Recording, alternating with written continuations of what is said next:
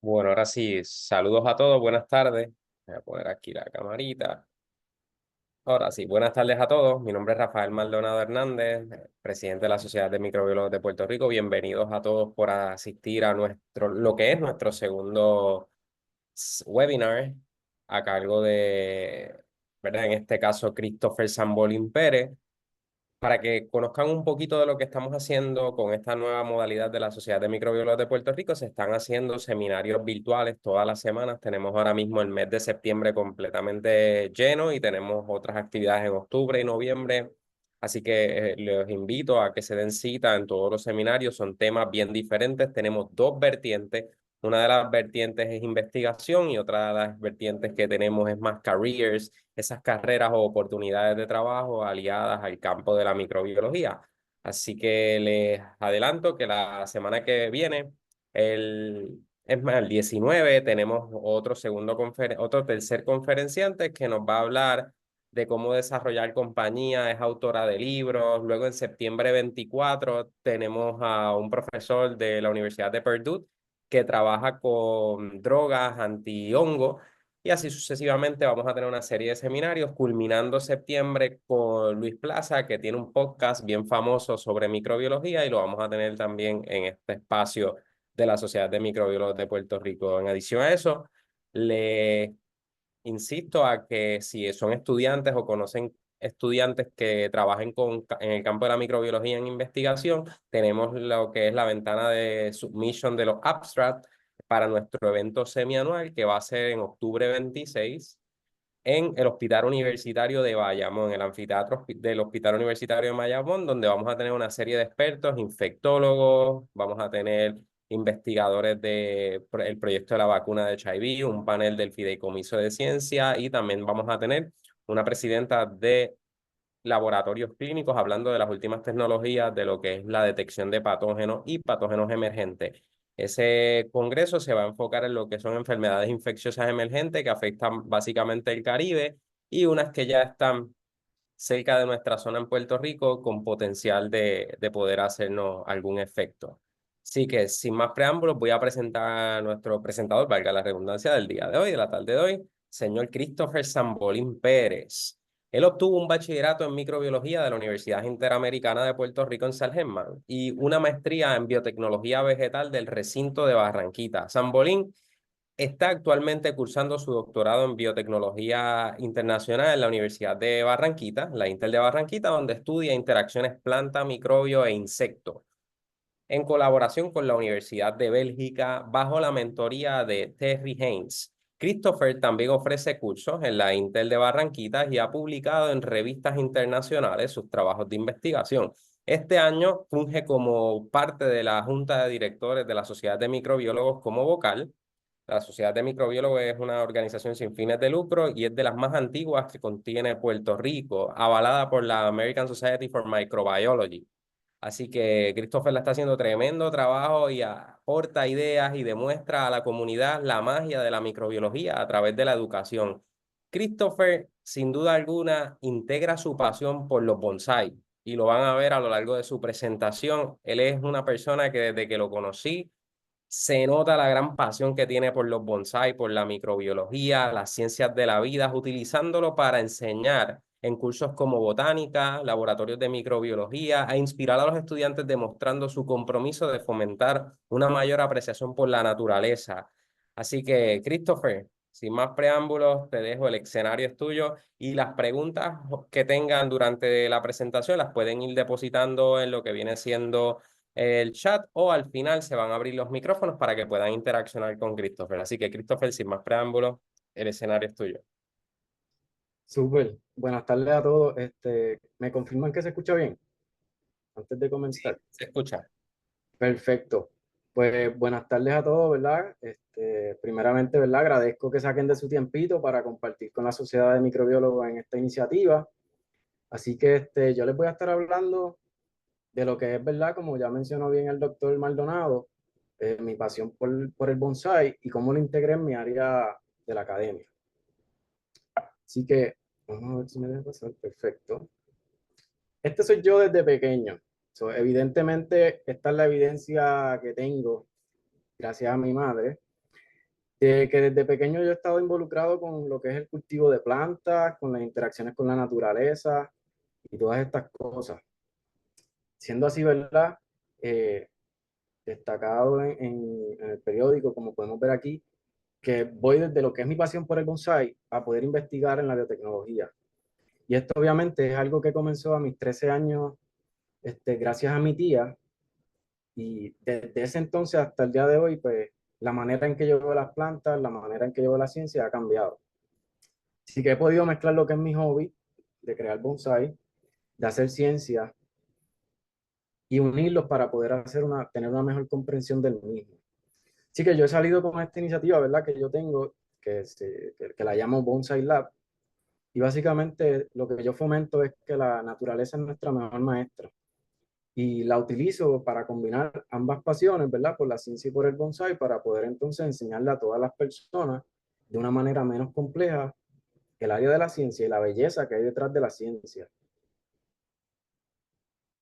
Así que hablándoles un poquito más de mi trayectoria en lo que es el área del bonsai, este, yo lo llevo haciendo, como bien dije, desde mis 13 años. Y he tenido la oportunidad de correr el mundo representando a Puerto Rico y teniendo, ¿verdad?, mentores que son de otros países y conociendo nuevas culturas.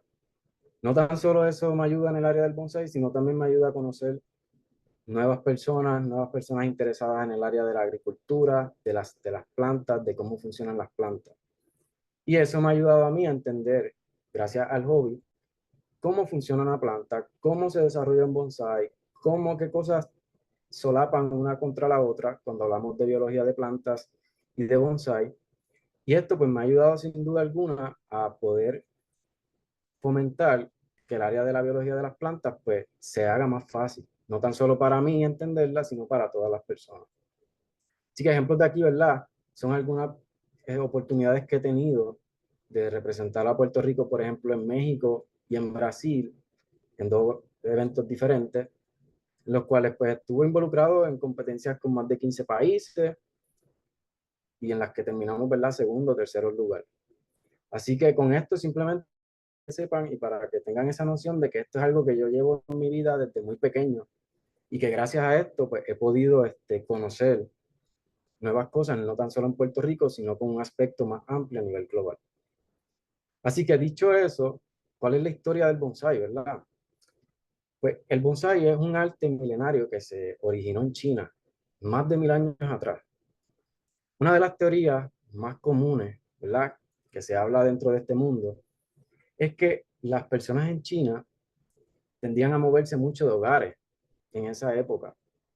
Y entonces ellos, por no dejar sus plantitas medicinales y sus plantitas frutales en la casa que tenían, ellos empezaron a cultivar estas plantas y estos árboles en tiestitos para cada vez que se mudaran de hogar, podérselas llevar. Entonces empezaron a ver, ¿verdad? Esta dinámica de que estaban empezando a crear unos árboles pequeños, unas escalas y que estaban creando obras de arte. Luego de eso, los japoneses se percataron de estas técnicas, de esto que estaban haciendo los chinos y mejoraron la técnica. Empezaron a adaptar todas esas ideas y ellos empezaron a perfeccionarlo. Cabe destacar que una de las diferencias que podemos observar entre un bonsai que fue originado y desarrollado en China versus un bonsai desarrollado en Japón es que un bonsai que fue originado en China va a tener un aspecto más natural. Tú vas a ver lo mismo que ves en un árbol en la naturaleza. Cuando ves un árbol que fue desarrollado en Japón, ellos perfeccionaron la técnica. Por tanto, se ve más la mano del hombre. Es más geométrico, hay más líneas. Y más adelante vamos a tener unos ejemplos. Así que esa es la historia, ¿verdad?, resumida de cómo se origina el bonsai y cómo se perfecciona esta técnica. Ahora bien, la palabra bonsai es una palabra compuesta. Bon significa bandeja o tiesto y sai significa cultivado, que si lo traducimos literalmente nos dice que es cultivado en bandeja, cultivo en bandeja o cultivo en tiesto. Así que esa es la palabra, ¿verdad? Para los que no sabían, esto que está aquí es el kanji, ¿verdad? Que sería la palabra bonsai en japonés. Así que ya partiendo de que bonsai es una palabra compuesta, y que logramos saber y entender, ¿verdad?, a qué se refiere, podemos adentrarnos un poquito más. Así que esto que les presento aquí son varios estilos que nosotros podemos encontrar, ¿verdad? ¿Y por qué les estoy mostrando todo esto? Yo lo voy a llevar en una trayectoria a lo largo de la presentación, en donde van a poder conocer algo básico del bonsai y cómo se empieza a integrar con la ciencia. Así que aquí, en los estilos básicos que encontramos en el bonsai, esto depende de factores, de varios factores, entre ellos el tipo de especie, el lugar de donde son endémicos, su ambiente natural y los eventos atmosféricos o los factores ambientales que ocurren en ese lugar.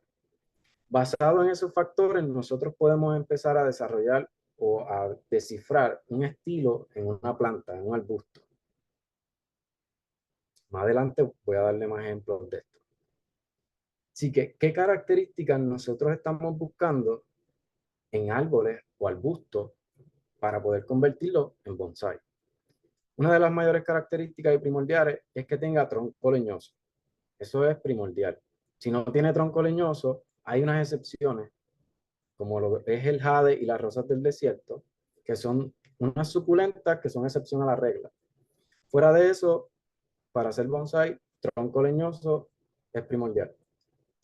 Luego de eso, que tenga hoja pequeña. Mientras más pequeña sea la hoja, más fácil es trabajar con la proporción. Además de la proporción, la madurez es un aspecto importante cuando estamos buscando desarrollar un bonsai. ¿Por qué? Porque nosotros queremos representar un árbol viejo, un árbol que ha pasado, un árbol que ha vivido. Así que entre las características, como pueden ver en este árbol que está aquí, un mangle de botón, podemos ver todo esto blanco, que es la madera que no tiene vida, una madera muerta, y el área viva, ¿verdad? Que es esa vena color browncita que da todo este follaje que tiene la planta, el árbol. Así que la proporción es bien importante y lo resalto aquí. ¿Por qué? Porque nosotros tenemos que tener en consideración, por ejemplo, el tamaño de una flor, si es un árbol que produce flor y fruta, el tamaño de esa flor y de esa fruta en proporción al tamaño del árbol. No podemos tener un arbolito así de pequeño que produzca mango, porque el mango va a ser después igual de grande, en teoría, que el árbol. Así que la proporción es bien importante cuando estamos buscando, ¿verdad?, y trabajando en estas características para desarrollar lo que es el bonsai. Cuando hablamos de la estética y todas estas cosas que nosotros, ¿verdad?, buscamos cuando vamos a hacer una composición o cuando vamos a presentar una obra, en este caso de bonsai, hay muchos aspectos que tenemos que tener en consideración. Entre ellos es un tiesto apropiado, una copa triangular, un punto focal. El punto focal es lo más atractivo, lo bonito del árbol que tú quieres resaltar. Si nosotros vemos y tiramos una triada encima de estos tres arbolitos, podemos ver esa noción de esos triángulos. Esos triángulos tienen una razón de ser. Esos triángulos representan, ¿verdad?, basado en la cultura oriental, representan la conexión entre Dios, hombre y tierra. Esa es la conexión que representa este triángulo en todos los bonsai que se hacen. Además de eso, los árboles son como nosotros las personas. Tienen un frente, tienen unos lados y tienen una espalda. Cuando giramos estos árboles de ladito, podemos ver que casi todos ellos los posicionamos en cierta reverencia hacia el frente. Y es un simple hecho, ¿verdad?, cultural japonés del árbol dar gracias. Así que en esta composición siempre estamos buscando esa geometría de crear la triada, no tan solo en los árboles, pero también en la composición completa. Así que si tiramos líneas entre los árboles, creamos otro triángulo. Así que eso es bien importante, ¿verdad? No es simplemente poner los arbolitos en la mesa, siempre tenemos que tener consciente estos detalles para poder entonces hacer una obra que sea más armónica. Entonces, ya les he hablado un poquito, ¿verdad?, de los estilos, de qué factores influencian qué estilo vamos a coger, de la estética, de las características y un poquito de historia. Ahora bien, ¿cómo nosotros entrenamos un bonsai? Nosotros tenemos estas herramientas, ¿verdad?, que presento aquí en pantalla. Son herramientas básicas para crear bonsai. Dato curioso, mis primeras herramientas fue una tijera de cortar carne que le quité a mi mamá y un tenedor que lo convertí en rastrillo. Esas fueron mis primeras herramientas. Obviamente estas herramientas son especializadas para bonsai y tienen cada una de ellas tiene una función particular. La más esencial y la más que se utiliza para hacer bonsai, que yo les digo a las personas, si vas a hacer bonsai, la única herramienta que debes considerar conseguir es la cóncava. Esta cóncava que ustedes ven aquí en esta imagen tiene un corte de 45 grados. El corte de 45 grados tiene una razón de ser y es que al hacer este tipo de corte va a ayudar a que la planta, a que el árbol cicatrice más rápido por el ángulo en que está haciendo el corte. Así que esto es bien importante porque nosotros queremos que los árboles se recuperen mucho más rápido. Así que lo demás, ¿verdad? Son tijeras que vienen de diferentes tamaños para tener diferentes alcances a lugares más adentro de la ramificación, más densos en follaje, que una tijera grande no puede entrar.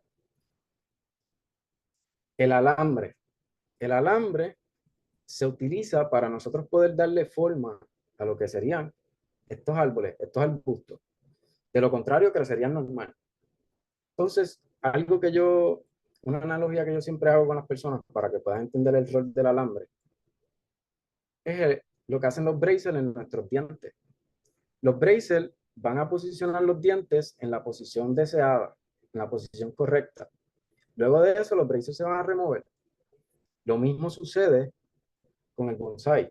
Nosotros vamos a aplicar un alambre de aluminio que vienen en diferentes calibres, vienen de diferentes grosores, y si la rama es más gruesa, pues vas a utilizar un grosor más alto. Así que aquí tenemos un diagrama que nos presenta, ¿verdad?, cómo se aplica este alambre en el arbusto o en el árbol. Se le da la dirección y luego que se le da la dirección, el árbol se deja crecer, recuperar, tener esas ramas en posición y luego se remueven esos alambres. No se van a quedar por siempre en el árbol. Otro aspecto bien importante para entrenar los árboles es el tipo de sustrato que nosotros utilizamos. Va desde piedra volcánica, piedra de río, materia orgánica.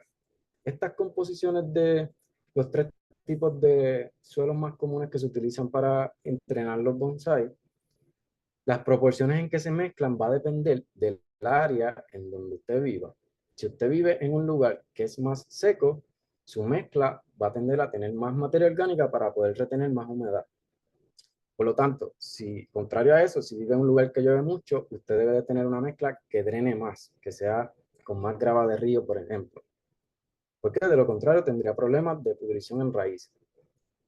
Así que dicho eso, nosotros aquí podemos ver, ¿verdad?, cómo se entrena un bonsai, qué herramientas necesitamos y qué sustratos son los más generales.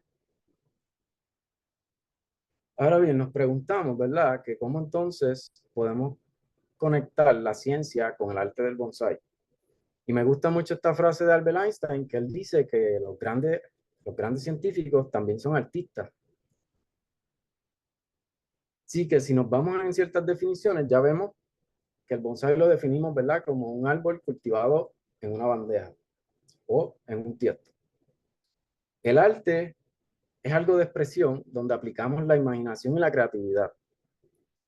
Y la ciencia es una actividad que mezcla lo práctico con lo intelectual.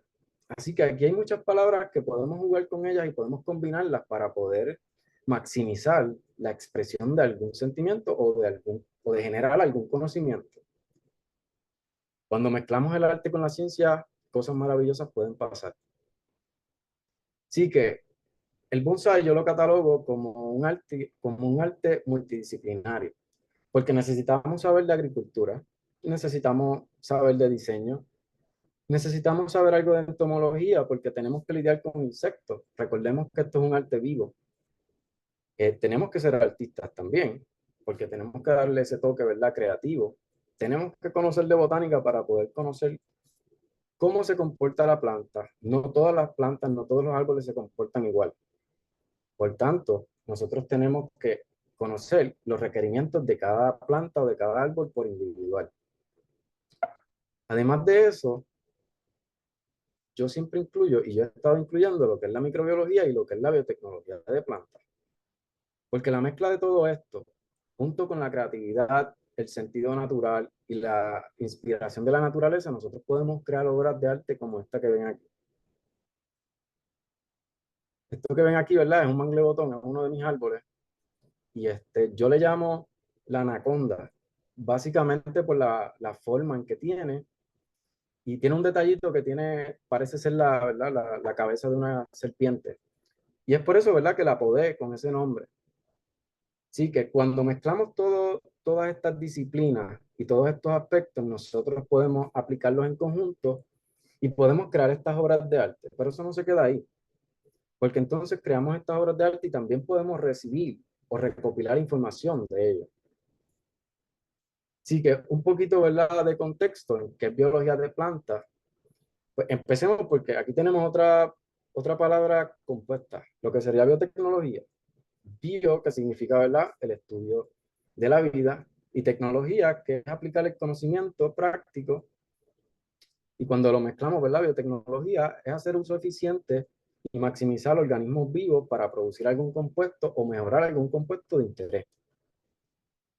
En el caso de la biotecnología de plantas, pues busca, ¿verdad?, mejorar cultivos agrícolas y maximizar la producción. Por otro lado, una rama que se encuentra también dentro de la biotecnología y que es bien necesaria en el área de la biotecnología es la microbiología, que estudia, ¿verdad?, la fisiología, la biología de los microorganismos, que incluyen, ¿verdad?, desde bacterias hasta hongos, virus y otros. Así que, si nosotros hasta ahora nos ponemos a pensar, ¿verdad?, tomen varios segunditos y piensen en ciencia, ¿verdad? Muchas veces cuando pensamos en ciencia, pensamos en cosas complejas, cosas abstractas, eh, fórmulas y cosas que suelen ser o percibimos en la mayoría del caso, ¿verdad?, de forma general, que son un poquito más difíciles de entender. Pero entonces, si nosotros mezclamos lo que es la ciencia y lo que es el arte, y en este caso lo que es el bonsai, ¿cómo entonces el bonsai nos puede ayudar a entender mejor la ciencia? ¿Cómo puede, verdad, hacerlo? Pues en el caso, yo he descifrado que podemos utilizar los bonsai como plantas. Podemos utilizarlas para entender cómo se comporta una planta en su ambiente natural.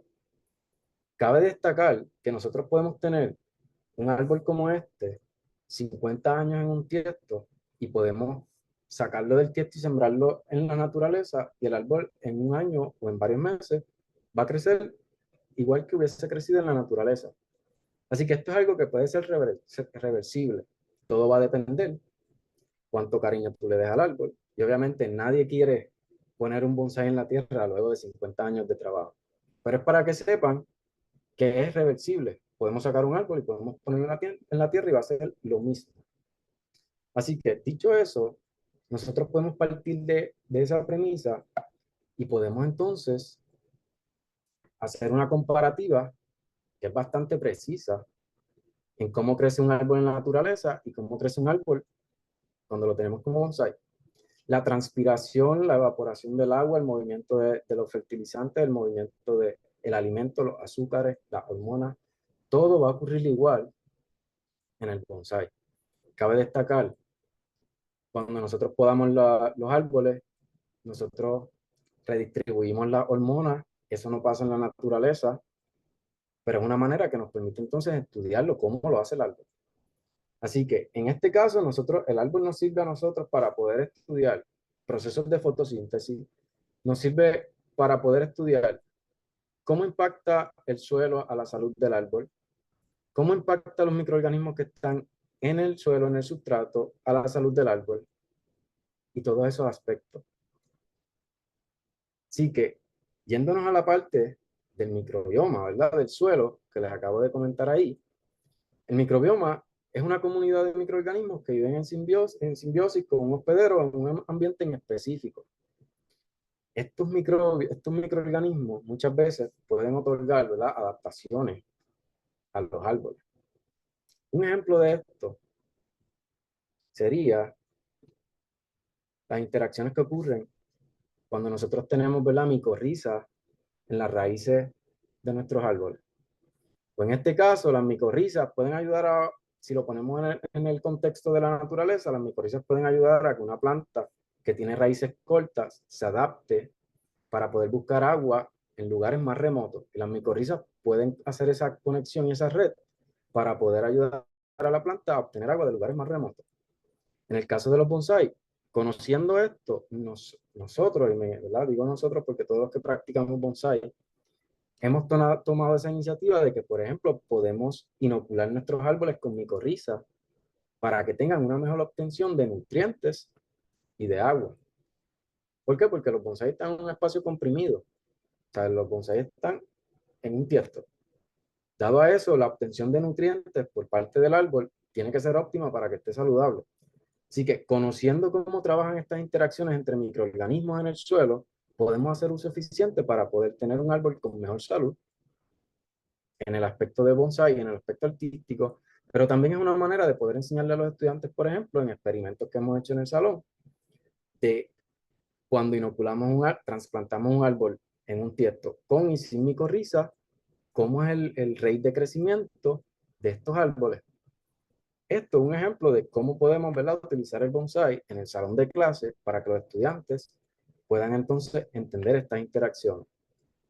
Esto no se queda aquí, porque obviamente existen muchísimas más interacciones que ocurren en la rizósfera del suelo y muchos microorganismos tienen roles diferentes. En el caso mío y en el caso de aquí en el lab, nosotros nos enfocamos más en los microorganismos que fijan nutrientes en el suelo y los que promueven el crecimiento de las plantas. Hay bacterias que pueden ayudar a obtener, ¿verdad? Fitohormonas, bacterias que producen fitohormonas para que la planta pueda crecer, pueda desarrollarse más. Hay bacterias que tanto las podemos encontrar en los nódulos de las raíces que fijan nitrógeno y otras que fijan otros compuestos. Así que haciendo uso eficiente y conociendo, ¿verdad?, la biología de estos microorganismos y cómo interaccionan entre ellos, podemos tanto maximizar el arte del bonsai y podemos entonces hacer de una manera más divertida que los estudiantes puedan entender estas interacciones. No se limita a esto, ¿verdad? Porque entonces también hay microorganismos, ¿verdad? Hablando de todos los roles, que pueden funcionar como controles biológicos, ¿verdad? Produciendo toxinas. La base acilosturgensis en insectos produce toxinas que son letales para ciertos insectos que son de interés en el área agrícola. Y otros microorganismos que también, ¿verdad?, se pueden encontrar en el suelo y que pueden tener el rol de remover contaminantes, ¿verdad? Así que eso, obviamente, no se limita en el área de microbiología, ¿verdad? Y las interacciones de microorganismos con los bonsai. Si integramos, ¿verdad?, un poquito del área molecular en el área de este arte, nos puede ayudar a muchas cosas. En este caso, nosotros cogimos un árbol que se llama escambrón blanco, es un árbol que se encuentra en Puerto Rico y que se desconocía su nombre científico y que las personas en el área del bonsai lo llevaban usando más de 40 años aquí en Puerto Rico y no sabían su nombre científico. Cogimos este ejemplo, ¿verdad?, y esta situación y tuvimos la iniciativa de entonces buscar cuál era la identificación científica, en este caso, de esa especie. So, nosotros hicimos uso, ¿verdad?, del DNA barcoding, utilizamos marcadores moleculares en plantas para poder entonces nosotros dar con el nombre científico de este arbolito. Esto que ven aquí es el escambrón blanco, que, ¿verdad?, que su nombre científico es Volcameria inermis. Este ADN que ustedes ven aquí, o sea, la gel y este cromatograma que ven aquí de la secuencia Sanger, vienen de este arbolito. ¿Cómo hicimos esto? En un salón de clase, en un laboratorio de micropropagación de plantas. Los estudiantes, en lugar, ¿verdad?, de hacer la extracción de ADN de una planta cualquiera, utilizaron este bonsai. ¿Cuál fue la reacción de los estudiantes? Súper más motivados, porque en lugar de, para ellos, las plantas suelen ser aburridas, pero cuando vieron el bonsai, cuando vieron que iban a hacer el experimento con el bonsai, fue una motivación para ellos, porque ellos desconocían de esto y se interesaron más por las plantas luego de hacer este tipo de interacción. Así que aquí vemos dos cosas que están pasando. Estamos produciendo conocimiento y estamos enseñando, ¿verdad?, nuestra nueva generación de científicos, utilizando el arte del bonsai. Así que aquí todos ganamos. Otro ejemplo, La Nia buxifolia es un arbusto que no muchas personas conocen y que se encuentra en Puerto Rico, es endémico de Puerto Rico. Suele ser que es la envidia en el bonsai a nivel mundial por sus características. Son perfectas, son como si se hizo un manual de las reglas y las características vitales y esenciales para un bonsai y la Nia buxifolia cumple con todas, pero es muy es poco estudiado aquí en Puerto Rico. Así que otra iniciativa de los estudiantes fue utilizar el bonsai. Tenía buxifolia en lugar de irse a su estado natural a buscarlo. Se trajeron el bonsai al salón de clase. Aquí vemos otra ventaja, no tenemos que ir a los mogotes, no tenemos que ir a los montes, no tenemos que ir a un vivero a comprar la planta, la traemos al salón. Y ellos decidieron hacer una caracterización, ¿verdad? Un bioprospecting de este árbol para ver sus propiedades antimicrobiales, por ejemplo. Así que aquí ven una gráfica, ¿verdad? Que nos muestra lo que sería la zona de inhibición de los extractos de esta planta contra bacterias gram positivas y bacterias gram negativas. Siendo así, ¿verdad? Que surgió ser más afín, ¿verdad? Tener más afinidad este extracto con bacterias gram negativas. Lo que ven aquí al lado es una micrografía electrónica de los estomas de la planta. ¿Por qué estábamos haciendo una micrografía? Estábamos buscando los tricomas de la planta, porque en los tricomas es donde se almacenan estos metabolitos secundarios que las plantas utilizan para defensa. Y muchas veces ahí es donde se encuentran estos compuestos de interés. Estos fueron los dos estudiantes que estuvieron trabajando con este proyecto. Ellos, ellos me pidieron a mí llevarse el bonsai para el simposio. Y los que participaron del simposio, la semianual del año pasado, que fue en Intermetro, pues probablemente se acuerdan del arbolito porque ellos lo presentaron allá. Así que ellos, motivados al fin, pues me pidieron llevarse el arbolito y poner la silla para modelar el árbol ahí. Así que eso, ¿verdad? Es un ejemplo de estas interacciones que ocurren en el laboratorio entre estudiantes, microorganismos, bonsai, arte. Además de nosotros poder identificar y hacer bioprospecting, también entonces podemos monitorear, por ejemplo, lo que sería la actividad fotosintética de una planta. Esto es un equipo que se llama Junior Pan, es un fluorómetro que emite una radiación y por el equipo y podemos medir, ¿verdad? La cadena de transporte de electrones, cuán activa está. Y esto nos da, ¿verdad? Un ejemplo que lo podemos traducir, lo podemos correlacionar con la salud del árbol, con la producción de energía del árbol y potencialmente nos puede mostrar si el árbol tiene alguna deficiencia en términos de su nutrición o de su actividad fotosintética y que podamos mejorar con la aplicación de algún fertilizante o algún producto. Así que es para que vean, ¿verdad? Cómo se sigue integrando en diferentes aspectos para seguir produciendo información. Así que cuando nosotros empezamos a desglosar los beneficios que tiene hacer una conexión entre la ciencia y el arte del bonsai, primeramente podemos resaltar que estimula la imaginación. Sin duda alguna, nos estimula a pensar más allá, a imaginar algo. Tenemos una idea, ¿cómo la plasmamos en este arte? Y eso, si lo vemos, nosotros también lo necesitamos en el área de la ciencia. Nosotros necesitamos hacernos preguntas, nosotros necesitamos pensar e imaginar cómo ocurren estas interacciones que nosotros a simple vista no las vemos. Así que además de eso, nos hace más observadores. Nos hace más observadores porque nosotros tenemos que estar ahora pendiente a detalles, estar pendiente a cómo se desarrolla la planta, qué le hace falta a la planta, qué problemas tiene la planta. Y eso nos lleva también a tener destrezas de resolver problemas, porque entonces podemos resolver un problema con el arte del bonsai, también podemos resolver un problema en el bench del laboratorio.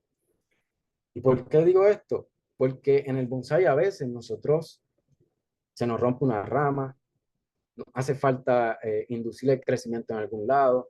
Todas estas cosas nosotros, que son problemas, nosotros tenemos que buscar cómo resolverlas para poder mostrar las características más deseadas del árbol. Además de eso, reduce el estrés. Cuando uno está trabajando con un bonsai, uno se desconecta y se conecta con la naturaleza, como debería de ser. Deberíamos estar más conectados a la naturaleza, porque ya nos va a enseñar muchas cosas. Entre eso, nos reduce el estrés. Cuando yo trabajo, por ejemplo, ya sea en el lab con algún experimento y traigo bonsai, o en mi tiempo libre trabajando con los bonsai, es un momento en el que me ayuda a canalizar mis pensamientos. Así que esto te ayuda también a bajar tus revoluciones del día y a tener ¿verdad? Un mejor orden en tu mente. Así que si le hablo un poquito, ¿verdad? De lo que yo estoy haciendo en mi proyecto, ¿verdad? Durante, ¿verdad? Mi doctorado, que lo estamos haciendo aquí en la montaña, en el Instituto de Biotecnología Sustentable, en la Interamericana de Barranquita, podemos resaltar ciertas cositas, ¿verdad? Que incluyen e integran lo que ya yo les he mencionado del aspecto de conocer las plantas a través del bonsai y tener ese sentido de cómo funcionan las plantas con los microorganismos y el área, ¿verdad?, de su implicación en el desarrollo de las plantas. Así que una de las primeras cosas, ¿verdad?, que yo estoy trabajando es en el microbioma de unas plantas de interés agrícola. Y esto lo estoy haciendo, ¿verdad? En este caso, con la colaboración, parte miembro de mi comité, el doctor Carlos Ríos Velázquez de UPR Mayagüez, del RUM. Y ahí estamos buscando, ¿verdad? Estos microorganismos que están en estas plantas que son de interés agrícola, conociendo quiénes están, en cuánta abundancia están, qué funciones tienen, para ver cómo podemos maximizar, hacer uso eficiente de ellos para que la agricultura se beneficie. Si nosotros nos vamos más en detalle de qué estamos hablando, ¿verdad? Y de qué estamos haciendo, estamos trabajando con metagenómica. Cuando hablamos de metagenómica, esto consiste, ¿verdad? Tiene dos approaches y básicamente consiste de tener una mezcla compleja de microorganismos, de comunidades de microorganismos, y podemos hacer el metagenoma, que sería secuenciar todo el DNA que está presente en esa muestra, o como en el caso de nosotros, utilizar un target gene para secuenciarlo, que en el caso de nosotros, pues estamos interesados en 16S. ¿Por qué nosotros hacemos esto? Porque entre la importancia y la aplicación que tienen las bacterias de la rizósfera en las plantas, va desde producir hormonas, solubilizar compuestos como el fosfato, por ejemplo, que a veces está presente pero no disponible para la planta, hacer disponible nitrógeno atmosférico también. Además de eso, nos puede ayudar también a funcionar, ¿verdad? Proteger la planta, haciendo que algunos actúan como controles biológicos. Y estos controles biológicos pues son importantes detectarlos y conocerlos y ver su abundancia, porque si los detectamos y conocemos su abundancia, podemos entonces hacer uso eficiente de ellos en nuestros cultivos agrícolas. Y así, la premisa de esto, ¿verdad? El gol principal de esto, es poder reemplazar lo que serían fertilizantes y insecticidas que sean a base de químicos y sean sintéticos, reemplazarlos por una manera más ecoamigable. Y en este caso, conocer quiénes están, en cuánta abundancia y cuál es su función, es un approach para nosotros poder dar con posibles bacterias que nos puedan ayudar a contrarrestar la contaminación por el exceso de uso de agroquímicos en nuestros cultivos agrícolas. Así que otro de los proyectos, ¿verdad?, que estoy trabajando es las interacciones que ocurre entre un insecto también de interés agrícola y cómo este insecto interactúa con las plantas y con los microorganismos. Y en especial, cómo los microorganismos, su microbiota endógena, es esencial para la adaptabilidad de este insecto en diferentes partes del mundo. Así que nosotros estamos estudiando este insecto por primera vez en el Caribe y el gol de nosotros es poder entender, ¿verdad? Comparar primero su microbiota a nivel mundial con otras muestras que tienen los colaboradores de nosotros en Bélgica. Y en este caso también estoy colaborando con el doctor Tosado de Ana G. Méndez. Y estamos desarrollando, ¿verdad? Este nuevo conocimiento para nuestra agricultura. Y el aspecto primordial de este proyecto es conocer cómo estos microorganismos ayudan a que este insecto se pueda adaptar a diferentes condiciones ambientales. Esto va a ser una manera de nosotros poder crear unos targets, biocontroles, para poder controlar el insecto. ¿Por qué es de importancia el insecto? Porque este insecto en particular es uno que es el único vector conocido para una enfermedad letal en cultivos agrícolas. Así que por eso el interés de estudiar, ¿verdad?, las interacciones de microorganismos de este insecto en diferentes partes del mundo. El rol que pueden tener la microbiota en un insecto van desde la degradación de toxinas, provisión de energía, metabolizar alimentos, crecimiento del insecto, defensa natural. Muchos de estos microorganismos defienden al insecto, ya sea secretando compuestos tóxicos, entre otros. El comportamiento del insecto se puede ver afectado también por la microbiota del mismo y la disponibilidad de nutrientes. Hay microorganismos que el insecto puede ingerir precursores o puede ingerir alguna molécula que no la puede metabolizar y tanto puede utilizar precursores para desarrollar lo que necesita o puede utilizar las bacterias para metabolizar compuestos que son que no puede metabolizar el insecto por sí solo. ¿En qué nosotros estamos interesados? En estas tres fases, en este insecto, ¿verdad?, que les estoy hablando. Cómo, ¿verdad?, la microbiota del intestino puede afectar y está enlazada en estas dos vertientes. Entonces, ahora bien, les voy a mostrar ciertas fotos, ¿verdad? Ya que hemos hablado de un poquito de lo más básico del bonsai, hemos hablado de las interacciones que hay utilizando este arte en el salón de clase para producir información, cómo el entender la microbiota del suelo utilizando bonsai como modelo me llevó a crear interés en la microbiota del suelo y entender cómo podemos mejorar nuestra agricultura en nuestro país a base de eso. Así que ya hemos hablado de todas esas cositas. Ahora les voy a presentar algunas fotos, ¿verdad?, de lo que son algunos de mis trabajos. La mayoría de los árboles no son míos, son trabajos que se han hecho en otras partes y fuera de Puerto Rico. Esta foto que estamos viendo ahora mismo son dos arbolitos míos. Lo que estamos viendo aquí, esto que está en el tiesto azul, se llama gemelina. Y esto que está acá arriba es un maple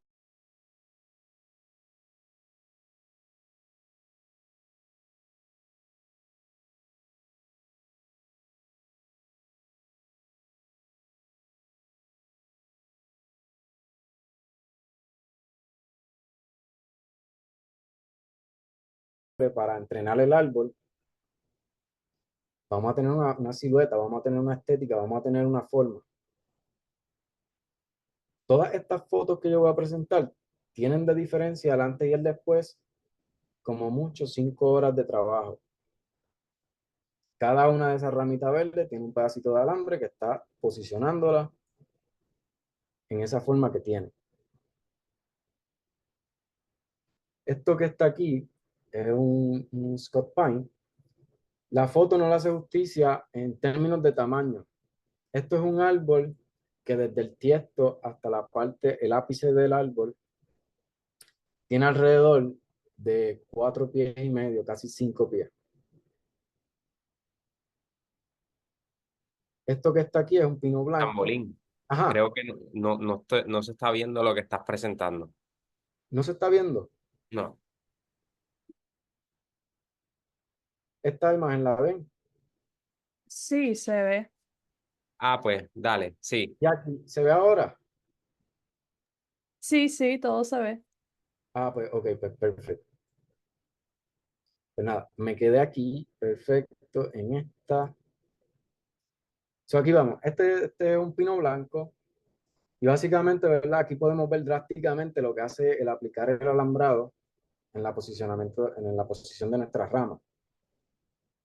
Así que, como les mencioné, esto va a ser temporero hasta que el árbol madure y se queden esas ramitas en esa posición.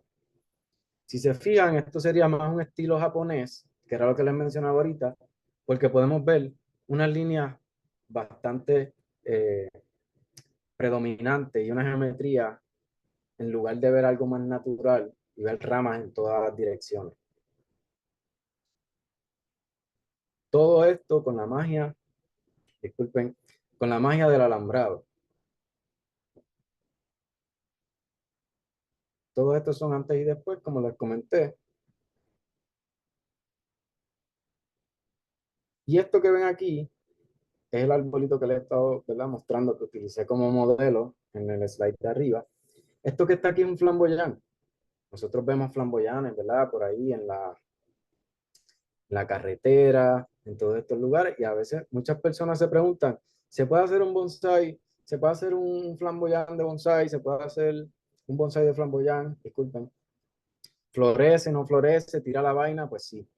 En el caso de un flamboyán, nosotros, la forma en que ramifica no es la mejor. No podemos tener una ramificación como esto que está aquí al lado a su izquierda. Sin embargo, es un estilo más natural, como pueden comparar entre estos dos árboles, algo más japonés, algo más clásico, algo más natural. En el caso de los flores y frutos, los árboles siempre van a poder desarrollar su flor y su fruto en el tamaño que lo hacen en la naturaleza. Lo que sí nosotros podemos hacer en el arte del bonsai es poder disminuir el tamaño de la hoja. Eso se hace a base de poda y restringiéndole nutrientes. La planta va a empezar a producir más hojitas más pequeñas para ganar más densidad y poder recuperar más luz solar para producir más energía, que es lo que necesita. Ese es otro aspecto de ciencia detrás de por qué y cómo ramifican los árboles cuando están como bonsai y por qué la disminución del tamaño de la hoja. Aquí podemos ver otro flamboyán. Este no es mío. Este que está aquí es de una compañera en Ponce. Y como pueden ver aquí, este flamboyán produjo hasta su vaina. Así que todo lo que nosotros vemos en la naturaleza lo podemos replicar a tamaño escala utilizando la mezcla de todos estos conocimientos para crear estas obras de arte. Así que, ¿qué mensaje yo quiero, ¿verdad?, que ustedes se lleven de esto? Antes que nada, me gusta este quote que dice Stephen Jay, que una de las cosas más maravillosas, ¿verdad?, a través de la historia de la vida es que hemos estado en una constante dominación por las bacterias. Entonces, si ustedes se ponen a pensar, ¿verdad?, las bacterias llegaron primero que nosotros y tienen muchos roles importantes. Así que cuando mezclamos el arte con la ciencia, nosotros podemos crear cosas increíbles. Podemos entender aspectos complejos de una manera más simple. Podemos nosotros mismos apasionarnos más por lo que hacemos y ayudar a los demás a que se apasionen y a que puedan encontrar ese gusto, ¿verdad?, de poder entender la ciencia de una manera menos tradicional. Otra cosita que yo quiero que ustedes se lleven es que entiendan, ¿verdad?, que el rol de los microorganismos en el suelo, y poniéndolo desde un aspecto agrícola, son esenciales, no tan solo para ese sector agrícola, sino, ¿verdad?, para el ecosistema completo.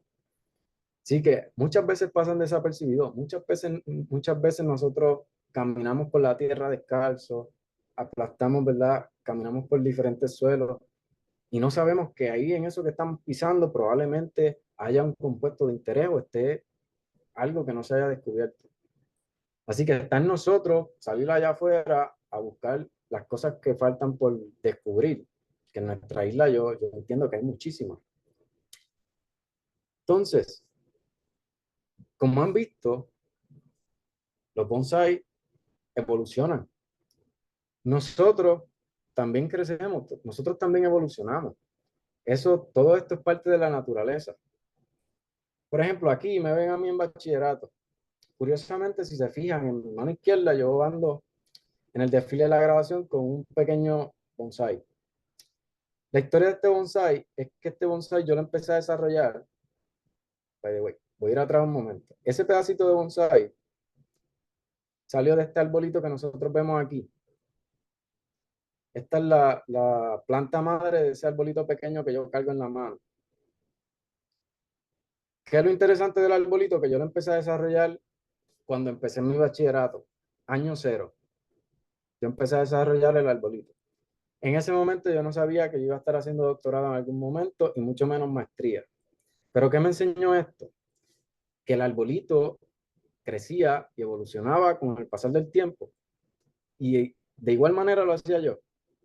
Aquí estoy yo en maestría, con el mismo arbolito, 2 años y medio después, el arbolito tiene más ramificación, tiene un tiesto más grande.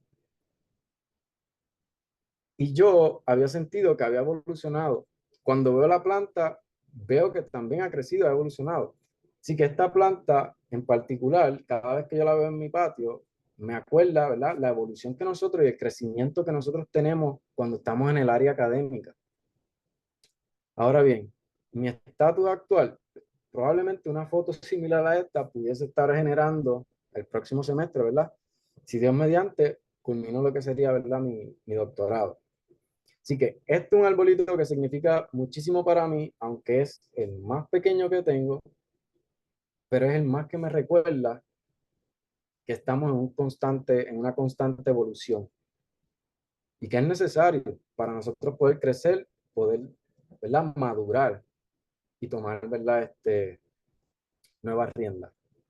Así que con eso, yo siempre les digo, ¿verdad? Y siempre les aconsejo a todo el mundo que sean curiosos, que se pregunten todo, que si el protocolo dice que tienes que mezclar tanto con tanto, sí, pero ¿por qué? Buscar siempre la razón de todo, preguntarse todo y se van a dar cuenta, ¿verdad?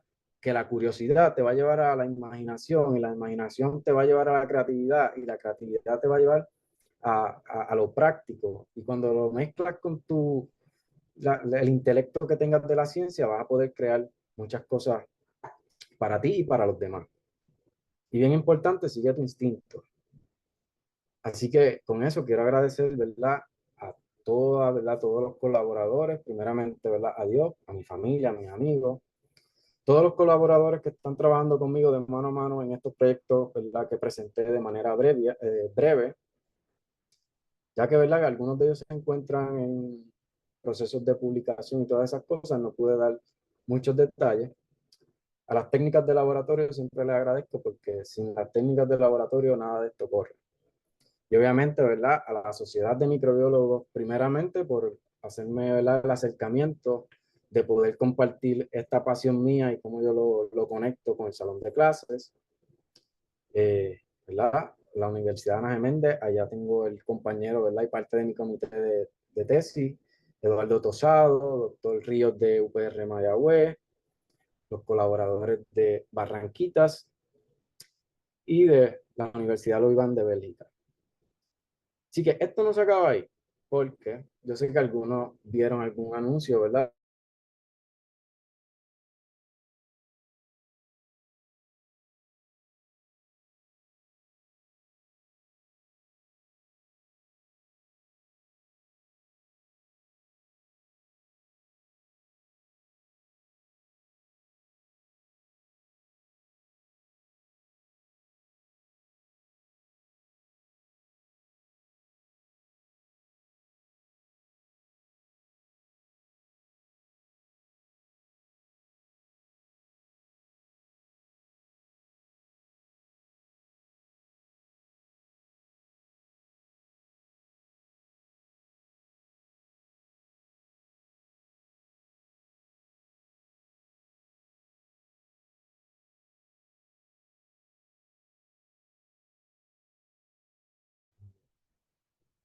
Se me fue el internet, me disculpan por ahí.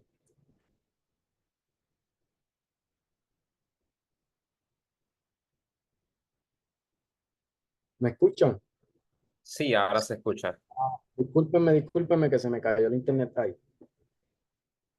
Perfecto, pues si me escuchan, ¿verdad? Esta actividad los exhorto a que todos participen. Además de eso, pues, yo estoy donando este arbolito que estamos viendo en pantalla. Disculpa, Christopher, la pantalla no se está proyectando. Ok, pues voy rapidito. Discúlpenme eso. Ahora sí.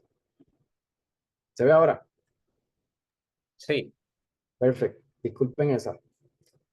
Pues básicamente en esta actividad, ¿verdad? Tomamos la iniciativa de, vamos a estar rifando este arbolito entre todas las personas que participen de esta actividad. Así que este arbolito que ustedes están viendo aquí, esto es Cruz de Malta. Es un árbol que florece. Muchos de ustedes probablemente lo han visto en jardines, lo han visto en los viveros, en los jardines cuando van. Así que yo lo voy a estar donando, es un árbol pequeño, más o menos de este tamaño. Y lo van a estar rifando entre todas las personas que asistan a esta actividad del 26. Además de eso, hay uno de los árboles que yo estuve presentando, no les voy a decir cuál, que posiblemente también lo podamos llevar de exhibición en la entrada de la actividad. Así que van a tener la oportunidad de poder tener una interacción, ¿verdad?, más íntima con lo que es el arte del bonsai durante esta actividad. Así que ahora vamos a incluir, ¿verdad?, plantas, conociendo, ¿verdad?, que existen interacciones microbiológicas ahí.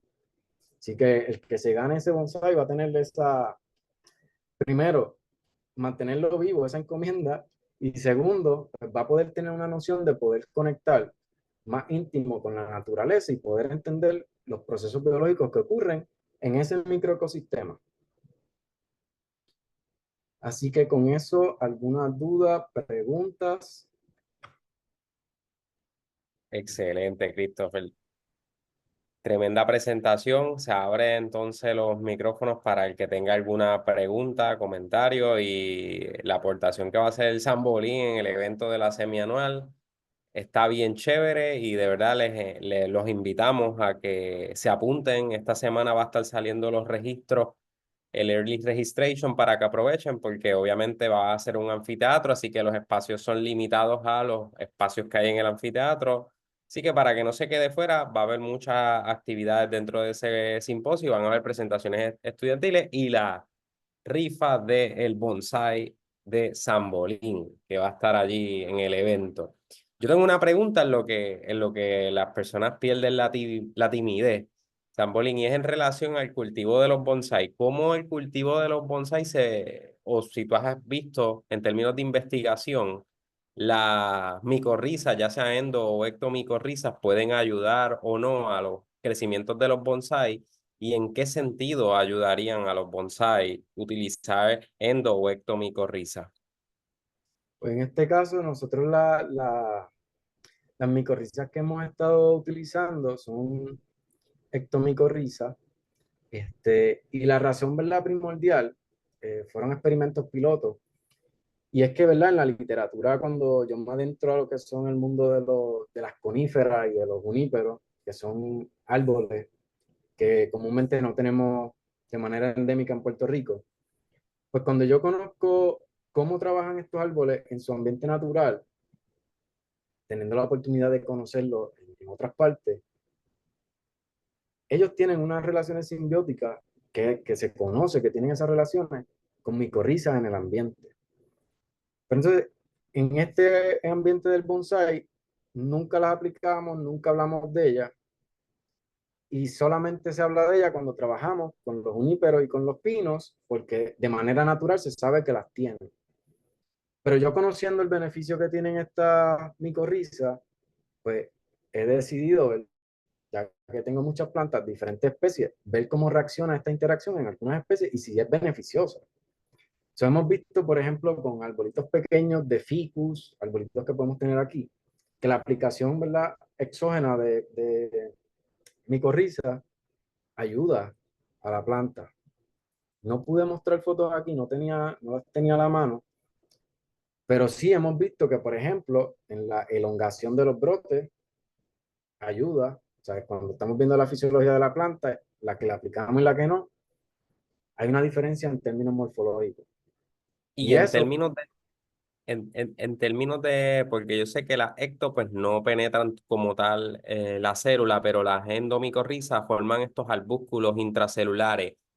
¿Esa interacción no sería mejor que las ecto o viceversa? ¿Cuál tú crees que es mejor que has visto en los resultados? ¿Las que forman los arbúsculos intracelulares, que vienen siendo las endo, o las que no penetran como tal esa célula? ¿Y por qué tú crees que una es mejor que otra? Si es que se ha hecho. pues mira, yo no he intentado ambas. Lo que conozco de las que he utilizado, ¿verdad? Y lo que he estado haciendo. Incluso, ¿verdad? Haciendo un paréntesis ahí, Cuando yo trasplanto un árbol que tiene micorriza, yo cojo esas micorrizas y se las pongo en la tierra a otro árbol. Y la razón de ser es que pues he visto mejoría. Ahora sí, también me he dado cuenta porque obviamente al tener diversidad de especies en mi patio, no todas las especies responden igual. Así que esto abre la pregunta, ¿verdad? A que cuál de las dos puede ser mejor dependiendo de los requerimientos de tal especie de planta en particular. Así que esto abre una pregunta, ¿verdad? Exploratoria, que en esta discusión, ¿verdad? Ya surgió una idea de posibles cosas que se pueden hacer. Es dependiente la eficacia de las micorrizas, es dependiente de la especie o del ambiente, cuál trabaja mejor, cuál trabaja menos eficiente. Esta pregunta que me acabas de hacer abre la posibilidad, ¿verdad?, de poder entonces hacer uso otra vez de este tipo de arte para poder contestar este tipo de preguntas. Pero sí yo estoy seguro que estas interacciones dependen mucho de la especie del árbol. Ok. Ah, no, pues nítido. ¿Alguna pregunta entonces para Christopher antes de terminar? ¿Alguien tiene alguna pregunta, duda? ¿No? Sí, yo me imagino que en las condiciones correctas para hacer un bonsai puede crecer igual de grande que un árbol, porque es un árbol. Eh, de casualidad, ¿hay algún artista que crea un bonsai japonés igual tan grande como un árbol típico, más o menos? Eh, Existe, aquí no hay una limitación de tamaño, mientras el árbol esté en un tiesto apropiado, y cuando decimos apropiado, que sea un tiesto de cerámica para bonsai, puede ser considerado un bonsai. Eh, yo he visto árboles, por ejemplo, en el vivero de mi maestro, en Trujillo Alto, está lo que es Futaba Bonsai, ¿verdad? Y es un vivero dedicado solamente a bonsai. Ahí hay árboles que son del tamaño de mi carro, por ejemplo. O sea, la copa del árbol y el tamaño del tiesto tienen el ancho que mide mi carro desde el baúl hasta la parte del frente. También hay arbolitos que tú puedes cargar en tu mano. Obviamente, esto se desglosa en categorías, diferentes categorías, y de tal tamaño a tal tamaño, esta categoría de bonsai. Así que esto, ¿verdad? No tiene un tamaño en particular, después que cumpla con las reglas y las características, pues el tamaño pasa a segundo plano. Pero sí, es posible nosotros tener árboles de tamaños casi naturales, ¿sabes? Y esto se ve mucho en el área de Vietnam, Indonesia, todos estos lugares hacen unas cosas así de impresionantes y de grandes. Ah, chévere. Vale, muchas gracias. Tenemos otra pregunta en el chat de Nelimari Burgos Feliciano y la pregunta está súper cool. ¿Se pueden trabajar bonsai con plantas acuáticas?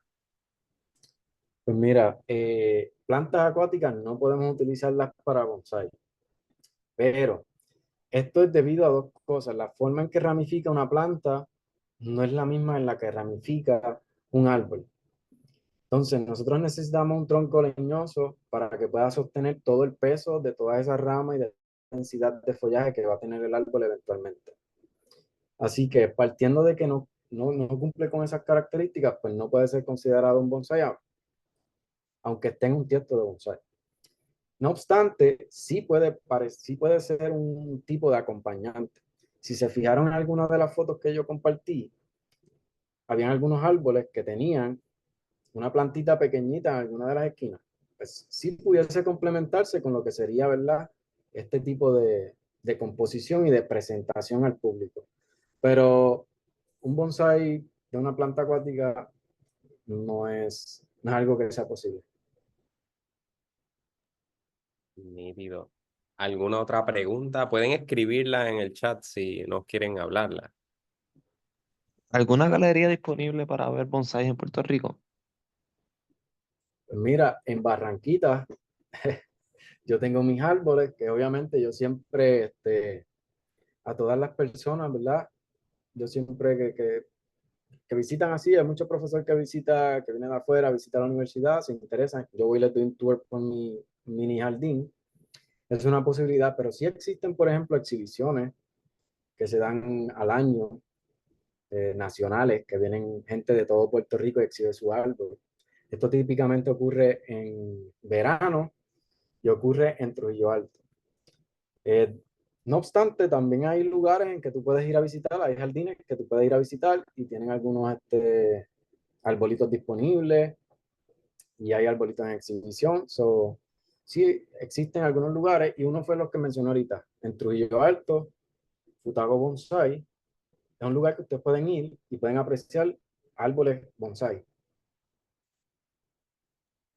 Chévere. Y otra también, Ronald, que puedes ir es al simposio del 26 de octubre en el Hospital Universitario, que va a estar Sambolín, va a donar un bonsai y va a tener alguno que otro de exhibición en el evento, ya que pues los microorganismos están en todas partes y si usted cree que no hay vida en un lugar, pues un microorganismo lo va a hacer quedar mal y los microorganismos ayudan en todo lo que se puede. Hay otra pregunta en el chat de Victoria Santos. Ella dice, disculpa, no sé si lo mencionaste antes, pero ciertas temperaturas pueden afectar el crecimiento, ejemplo, altas temperaturas. Sí, sí, el bonsai es un arte en 3 dimensiones que le añadimos una cuarta dimensión que es la vida. So, dicho eso, ¿verdad? Y lo que mencioné al final de que evolucionan, pues ellos están bien apegados a lo que es, ¿verdad? Bien sensitivos a los eventos, ¿verdad? A los factores ambientales. Y eso incluye la temperatura, incluye factores bióticos y abióticos. Y en el término de la temperatura, en el verano, por ejemplo, nosotros tenemos que asegurarnos de regar los árboles mínimo 2 a 3 veces al día, porque se deshidratan mucho. Entonces, para que tengan una noción, ¿verdad?, de cuán complejo puede ser esto, un día que usted no riegue su árbol durante el verano puede significar la muerte instantánea de su árbol. Así que es por eso, ¿verdad?, que mientras más pequeños son, el cuidado a veces es hasta mayor, porque son más sensibles a esos cambios bruscos de temperatura y de deshidratación. Árboles más grandes retienen más agua, mantienen más humedad, son más difíciles, ¿verdad?, de que se les seque el sustrato por completo y pueden resistir unos tiempos prolongados a unas temperaturas relativamente altas. Mientras más pequeño, más cuidado hay que tener. Pero sí, en efecto, la temperatura es un factor y más en verano. ¿Alguna otra pregunta? Excelente. ¿Alguna otra pregunta? ¿No? De verdad, Christopher, que te agradecemos un montón de parte de la Sociedad de Microbiólogos por esta excelente charla. Es una charla diferente. Aprendí un montón. Siempre yo he visto en Plaza de las Américas cuando ponen los bonsai o en otros centros comerciales que ponen bonsai y están espectaculares. Así que nada, gracias por tu participación. Gracias a todos por asistir. Recuerden que graben esa fecha, 26 de octubre del 2024, el Congreso de Enfermedades Infecciosas Emergentes, las nuevas tecnologías ¿verdad?